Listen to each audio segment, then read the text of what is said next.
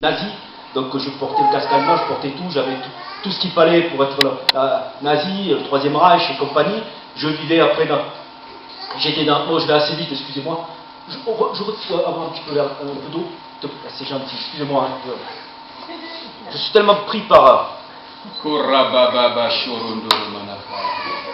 mon Dieu qui est glorieux. Amen. Amen. Je ne connaissais pas ce Dieu d'amour. Je connaissais que la haine. J'ai dit, mais l'amour, ça n'existe pas. C'était déception sur déception, même avec les filles, avec tout ça. Il n'y avait rien du tout qui se passait dans ma vie.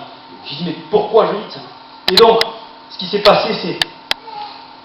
Il s'est passé quelque chose qu'à 87, je disais donc mon cœur s'est arrêté, et j'ai fini en psychiatrie B2, et je me suis évadé, et puis je continuais encore de plus et de plus belle. 3 ans après, mais je ne savais pas qu'il y avait... Écoutez bien ça, je l'ai su qu'après. Et j'avais fait une rencontre comme ça, j'ai rencontré une fille, enfin cette fille, bon, parce que bon, on sait quand on est dans les rues, on rencontre des gens qui sont, hein, voilà, qui ont ça, et parfois, il faut les dépouiller, comme on dit, bon. Et Dieu m'a eu parce que je me suis mis avec cette fille, bon, enfin, bref, j'allais jusqu'au mariage, hein, 4 mois mariés, mais bon, c'est un record. Mais bon, il fallait faire les sacrifices, là, vous voyez. Bon, ça n'a pas marché, puis je suis retombé dans la rue et tout ça, mais ce que je voulais dire, c'est que voilà, par le biais de cette fille, j'ai rencontré des personnes qui étaient d'une église évangélique, vous voyez, donc bon, qui avaient à cœur de prier pour moi, parce que personne ne pouvait s'approcher de moi parce que je le tuais sur place. Je ne pouvais pas supporter le nom de Jésus, je ne pouvais pas supporter le nom de Dieu, je ne pouvais pas supporter celui qui me parlait de Dieu, je le tuais sur place. Je sortais le calibre, j'avais le fusil à pompe, j'ai des photos, j'ai amené, et je vous garantis que même la police voulait me tuer parce que j'étais jeune, vous vous rendez compte, j'avais 20 ans. Bon, on va léser 20 ans. D'arriver et dire maintenant je suis saturé, c'est fini, j'en peux plus.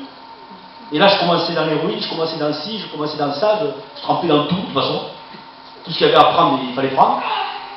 Et voilà ce qui s'est passé, c'est que 3 ans après, eh bien, le Seigneur est venu devant moi alors que j'étais à l'adoration à Satan, tout simplement. J'étais dans des choses occultes très profondes, j'étais avec une sorcière aussi, et je vais vous préciser quelque chose qui était réel, authentique. Je ne dis pas ça, mais c'est la vérité. Bon, c'est vrai, quand je le dis des fois, ben, ça ne plaît pas, mais c'est la vérité. Je ne connaissais pas mon évangélique, toutes ces choses. Je ne pouvais pas supporter, de toute façon. Cette fille, elle avait pour mission de rentrer dans une église. Elle m'a amené dans une église, je ne sais pas où, parce que je suis originaire de Nîmes. Et elle rentrait là, et elle se faisait imposer les mains par le pasteur. Et avant, elle faisait des filtres, elle faisait bon, tout ce qu'il fallait pour faire tomber en adultère les hommes. Et elle le faisait, et ça marchait. Parce que je l'ai connu que c'était dans l'adultère, réellement. Et moi, je rentrais dans l'église, je suis rentré une fois, et je parlais en langue comme on parle en langue. Authentique. Mais il n'y avait pas l'Esprit de Dieu dans cette église. Je suis désolé. S'il y avait l'Esprit de Dieu, je serais parti en courant. Mais je faisais ce que je voulais. En plus, on faisait les sacs à main et tout, vous voyez. Je voulais faire qu'on appelle ça le tronc. Je croyais que c'était à l'église catholique là-dedans. Je voulais de l'argent, on pillait tout. Mais bon, j'étais dans cet esprit-là. Vous voyez, comme quoi, le diable, s'il vient en ange lumière, l'église, et vous voyez, bon, il faut avoir beaucoup de discernement, il faut être rempli du Saint-Esprit. Parce que même quand vous fermez les yeux, on peut vous prendre dans vos poches. Vous voyez, il faut faire attention. Il y a des gens qui viennent, ils se lèvent, et ils ont la démangeaison des mains, parce qu'il y a des transferts qui se font, et ils imposent. Et c'est pas ça le but de ce que je veux vous raconter. C'est authentique, c'est vrai. Et donc, le Seigneur est venu, il m'a apparu devant moi. J'ai vu une lumière intense, une lumière qu'on ne peut même pas décrire parce qu'elle n'est pas terrestre. Et dans cette lumière, je ne pouvais pas regarder, ce n'était pas possible pour moi. Je me suis retrouvé à genoux, je me sentais vraiment tout petit. Je ne savais plus, je ne comprenais plus ce qui se passe, c'était comme si tout avait disparu. Et se tenait devant moi une personne, mais je voyais que la forme, je ne voyais pas son visage réellement, vous voyez, mais il m'a parlé audiblement. Et d'une voix calme, douce. Il m'a donné, vous vous rendez compte, il m'a donné le nom d'un pasteur d'une église évangélique qui se trouvait à 30 km à Vauvert. Moi j'étais à Nîmes. Et donc j'étais dans le milieu biker, tout ça, le milieu des chops et tout ça, les Harley, tout. Bref, ma moto, bon, c'était des trucs occultes. Et ça, je me suis dit, c'est bon, quoi. J'ai pris les acides, la drogue, j'ai pris quelque chose, c'est moi qui disjoncte encore, la psychiatrie, je comprends plus rien. Mais ça m'a travaillé et j'ai commencé à voir la mort qui véritablement venait sur moi, me touchait et je me sentais mourir. Je savais que j'allais mourir. ne sais pas comment l'expliquer, mais je me sentais, ça y est, j'ai dit ça y est, c'est la fin pour moi. Et ce qui s'est passé, c'est qu'il a fallu que j'abdique, mais quelques temps après, ça a été un combat royal, ça a été très très très difficile, et j'ai pu téléphoner, j'ai pu appeler à ce pasteur, il me dit mais ça fait 3-4 ans qu'on prie pour toi, à genoux, déjà. Ah mais, alors bon, je m'appelais Gib à l'époque, c'était mon nom de rue, enfin bon bref. Et puis je suis allé, je comprenais rien. Et juste au moment où j'allais, il y a un gars qui est venu, un truand, qui est venu avec une arme et tout, vous voyez comme le diable fait les choses, pour que, bon avec un réseau de prostitution, ça, pour que j'abatte des personnes, vous voyez, voilà.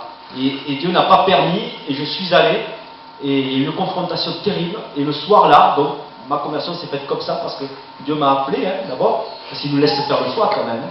Dieu est un Dieu d'amour, hein. Il ne nous impose pas, hein. Mais la Bible dit qu'il nous a prédestinés, c'est ça qui est beau. J'ai découvert ça dans la parole, hein, vous savez, il nous a prédestinés selon ses desseins à lui. C'est pas moi qui me suis choisi, c'est lui, hein, il est venu, et bon, il m'a dit, mais est-ce que tu veux, Gilbert, comme il a dit un peu à ses disciples, est-ce que tu veux me servir? Alors moi j'ai renoncé à tout et je le suis. C'est-à-dire, je l'ai rencontré, je ne comprenais rien à ce qu'ils me disaient, parce qu'ils n'ont pas voulu que je me mette, qu'ils me mettent d'abord dans l'église, parce que si j'arrivais comme ça dans l'église, avec mes Santiago, avec des croix gammées partout, avec des pointes partout, avec le calibre, avec les cheveux jusqu'ici, les tatouages partout, les gens, les plus chers, les enfants, ils se croient un film d'horreur. Comme tu as dit tout à l'heure, il sort du cimetière celui-là. Non mais ils vont prendre peur, ça va pas. Donc vraiment Dieu est un Dieu de sagesse. Alors ils m'ont pris à part. Ils m'ont amené un soir dans une villa, ils ont bien préparé leur coup, et ils m'ont piégé dans une pièce, parce qu'ils m'ont bien calé au fond.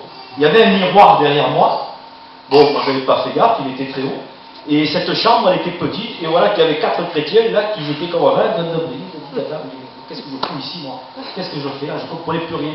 Et dans mon esprit, c'était je vais les tuer, je vais les tuer, je vais les tuer, je vais les tuer. J'étais venu avec un poing américain, de couteau, bon on ne sait jamais, vous savez. Il fallait être prudent. Que je tombe dans un piège. Et vous savez, moi les sectes, bon. Et j'ai dit, mais je campais tellement dans ma tête, je ne savais plus où j'étais. C'est vrai, je ne sais plus où j'étais. Bon. Et là, il commence à me parler de Dieu. Oh putain, ça y est, il me parle de Dieu, là, je ne peux plus. Là, c'est pas possible, je vais le tuer. Et c'était, bon, un homme que Dieu s'est servi pour moi. Ils ont eu la foi, hein, quand même, hein, pour se mettre là et prier. Ils ont eu vraiment la foi. Hein. Ils ont dû se préparer, ils ont dû se consacrer, ils ont dû se mettre à la sainteté, ils ont dû se mettre à la foi. Mais là, ils étaient vraiment... parce que vous savez, je vous parle de consécration, mais faites attention avec les ministères. Parce que vous savez, moi j'en ai vu en Argentine ou quoi que ce soit, j'ai vu même aux États-Unis, ils ont traîné un pasteur derrière une moto, une Harley Davidson, des Los Angeles, et ils l'ont tué. Hein.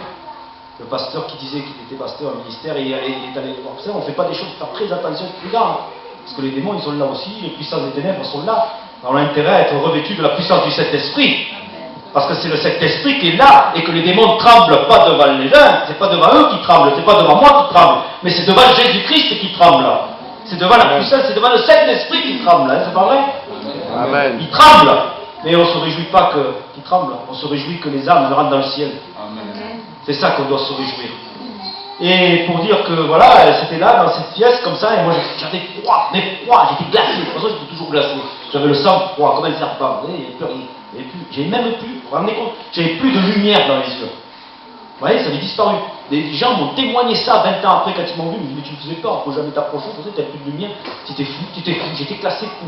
D'ailleurs, les psychiatres m'avaient reconnu, même dans les tribunaux, parce que j'étais en prison et tout. J'ai fait des trucs tellement graves.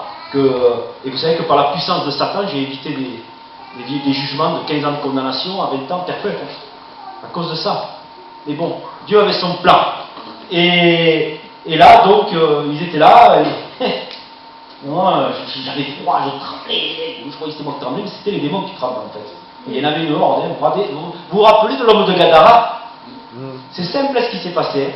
Il n'y a pas eu de cure-dame, il n'y a pas eu de machin, de ci, de mi, il n'y a pas dit qu'il est ta grand-mère, ton grand-père, qui c'est, là-bas, hérédité, il y a 100 ans en arrière, il y a 200 ans, qu'est-ce que tu as fait? Non, Jésus il était là, il a dit voilà, il a libéré à un instant, il est écrit, il était dans son bon sens.